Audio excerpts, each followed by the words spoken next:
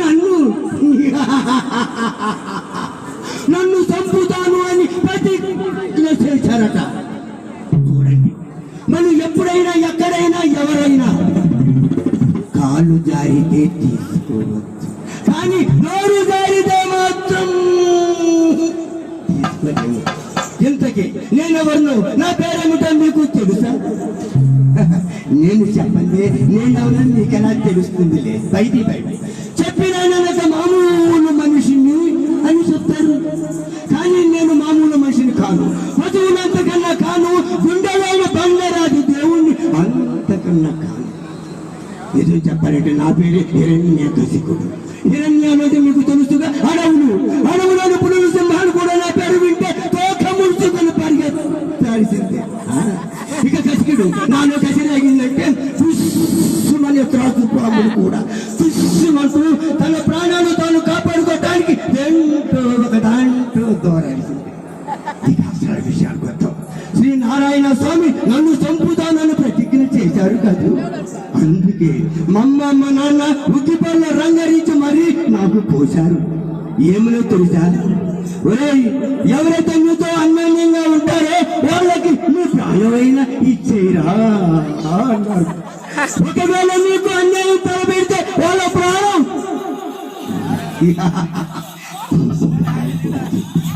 నేను అమ్మ నాన్న మాట పాటిస్తాను. శ్రీనారాయణ స్వామి నన్ను చంపుతానని ప్రతిజ్ఞ చేశారు కదా. ఇప్పటికే కాలాతీతమైంది. ఇక నామం లేదు. తీస్తాను కచ్చి, పరుస్తాను పట్టి కడుపులో, తీస్తాను పేగులు వేసుకుంటాను నా మెడలో దారంలా. రమ్మును రమ్మును నాతో ఎంతమంది అంతలైపోయారు నాకు తెలుసు. ఇక లాభం లేదు.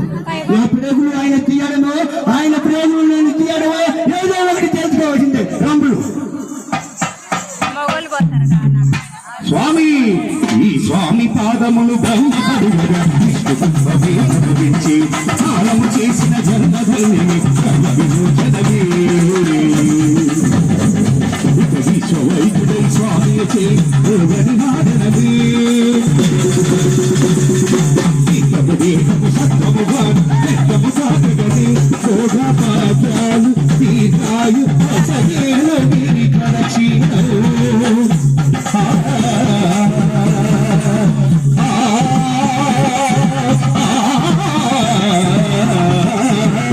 భోగపాత్రాలు తీర్థాయు గిరి కలక్షీణలు. నమో నమః నమో నమః. క్షేత్రపాలకుడు ఆంజనేయుడు కాచి అవుని మహిమలకు కలియుగ దైవము యాదగిరి శ్రీ నరసింహుని దర్శనం.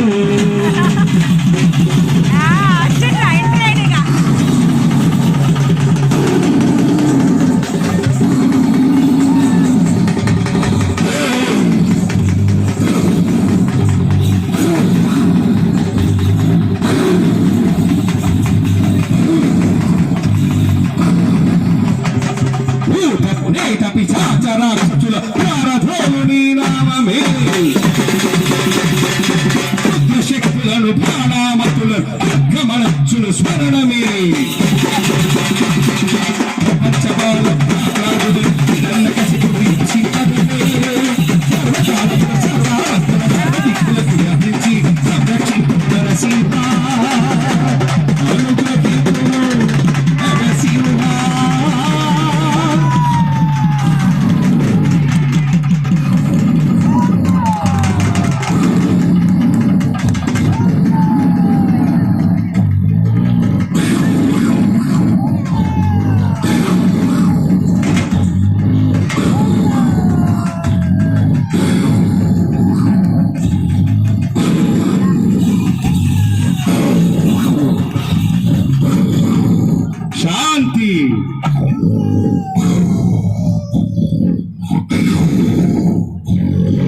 శాంతి.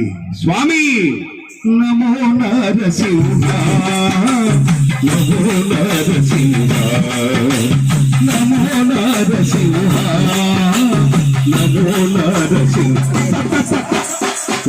స్వరూప